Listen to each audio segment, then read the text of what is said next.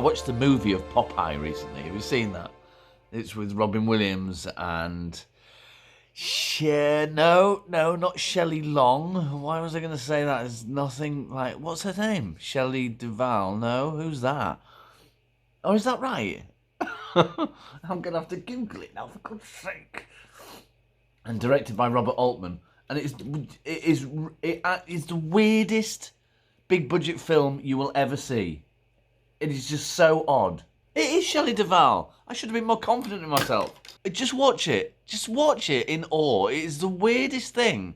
And it's kind of become one of my favourite films because it's so odd. I like Hollywood films that are odd because it's so unusual. It's so unusual for Hollywood films to be unusual. Especially nowadays because they don't spend the money on something unless they think it's a surefire success. It's just the weirdest film. There's this sequence at the end where Popeye in his sort of ship, I think it's Popeye and his dad and Shelley Duvall, and they're chasing Bluto. And it's just so odd. And they're just running about mumbling and talking and doing funny things. And there's this odd music playing in the background, which is really great. It's just the weirdest film. But then Robert Altman is kind of renowned for making, in the sense that they're out there. They're not like any other films you'll see. But this was just mental. It's such a shame that the people that commission films, the people who are in charge of what kind of films are made, people who will hire writers to write a script for a film idea and value the wrong things, in my opinion. They value certain structures. You know, they'll look at a writer's work and go, oh, well, he understands the 3-act structure. He's good at what he does. And when actually that's just fucking nonsense. Because anybody can study the rules and the structures and the guidelines and therefore put together a competent script. But it doesn't mean they've got talent. In fact, it usually means they don't because they're not using what's inside them. They're not writing from the heart. They're writing mechanically. Critics always talk about technique and what's the word in films? What is the word they use? I'm going to go with pace because I can't think of anything else. And structure and narrative and character development and story arcs and it's bullshit. It's something that seems to have developed and has taken control of itself. It's become its own master in the sense that new writers who want to be successful will learn all the techniques and use them. And they'll learn about structure and story arcs and character development and 3 acts and all this fucking nonsense that you don't need. And then critics and producers will look at the work and go, oh, that's good because it's got structure and story arcs and character development and 3 acts. It's kind of maintaining itself because people hiring actors are looking for this nonsense, and the people who are actors know that people who are writers know that the people who are hiring writers are looking for this nonsense, so they structure their work through this nonsense. So it's all fucking nonsense. And I think as well, to some degree, the people that are critics, especially in my opinion, are often in the field of a critic is being in a position of needing people to respect them and understand them and listen to them and blah blah blah. So in order to seem professional, in order to seem they know what they're talking about, they will measure things according to these structures. So in order to seem like they know what they're talking about, they'll criticise a film for not having a 3-act structure or character development or plotting or...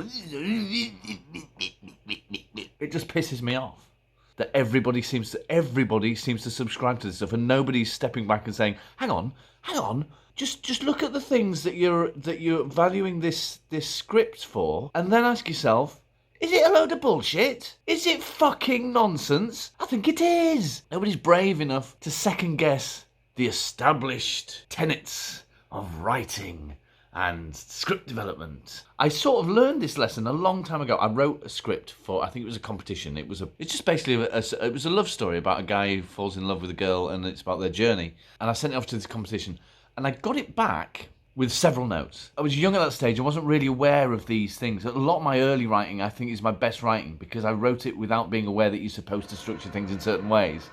And a lot of my early stuff is just madness. It's mad and out there.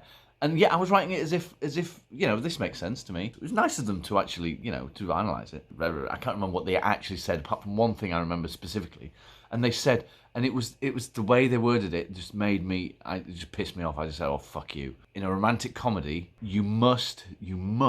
They said, this isn't me that's saying this. This is them.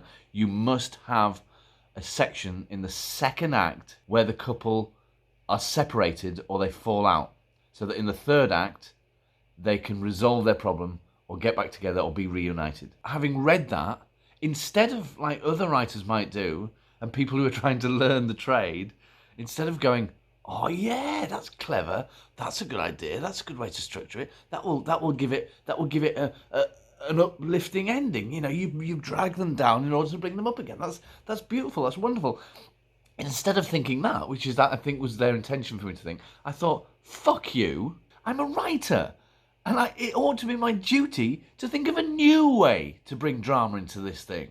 Oh, a good example, actually, is like superhero films. They always talk about how we have to give the superhero a weakness so he's got something to combat. Superman has to have kryptonite so that he's not utterly invincible, because there's no drama or invincibility. And, it makes sense. I'm not saying it doesn't make sense. I'm not saying it's a bad idea. I'm just saying they all seem to succumb to that idea. They all just decide, oh, he has to have a weakness because otherwise there's no drama. And they don't give it a second thought. They don't think, well, hang on, maybe as a writer, with my imagination that I'm supposed to have because I'm a fucking writer, I should be able to think of another way to do it, rather than falling back on the same old give him a weakness so he's got something to overcome thing. And it's the same with the romantic comedy thing. Even writers I really respect do it. And I think when you're in the industry, there's probably an enormous amount of pressure from all the producers and exec producers and all the people that hire you to succumb to these things to some extent. And that, so you can sort of see, well, okay. And I challenge you now to think about any film that is essentially a romance, either a comedy romance or an actual romance, where 2/3 or 3/4 of the way in, there isn't something that separates the two would-be lovers. I don't think there is one. It always happens. Misunderstandings, again, I've talked about this before. I fucking hate misunderstandings in films. It drives me fucking mad. It's another tool that writers use, a lazy tool for complicating a story. You know that thing when you watch a film, any film, especially modern films, any modern big Hollywood film, and you watch it and 10 minutes in, you know where it's going, you know it's going to end. And this is kind of what I'm talking about, really. Well, I think we enjoy that. There's a psychological idea that we like to know what's going to happen in a story or in an entertainment, because it fulfills something inside us that we were able to predict it, or it makes us go, oh yeah, I'm going to enjoy this because it's like that other thing I saw that was like this. And so you enjoy it more, which is why sometimes when films have a twist at the end, we're angry because it hasn't fed what it promised us in the beginning. And so I always wanted to write a romantic comedy where they don't fall out at all, and still see if I can make it dramatic and interesting. And I just remember being annoyed. I stopped looking for structure and advice. I never really have looked for structure and advice. I've just kind of unfortunately discovered it as being a writer, in the process of being a writer. And it's not because I've discovered it, because I've realised through the process of writing that these structures need to exist, or this particular technique works. It's people looking at my work and, like I say, criticising it for not having the established structures, which are only established because people are too afraid not to question them. No, too afraid to question them, in my opinion. There's a million ways to write a script, but there's only one way out of millions to write a script which will be seen as being competent by those fuckers.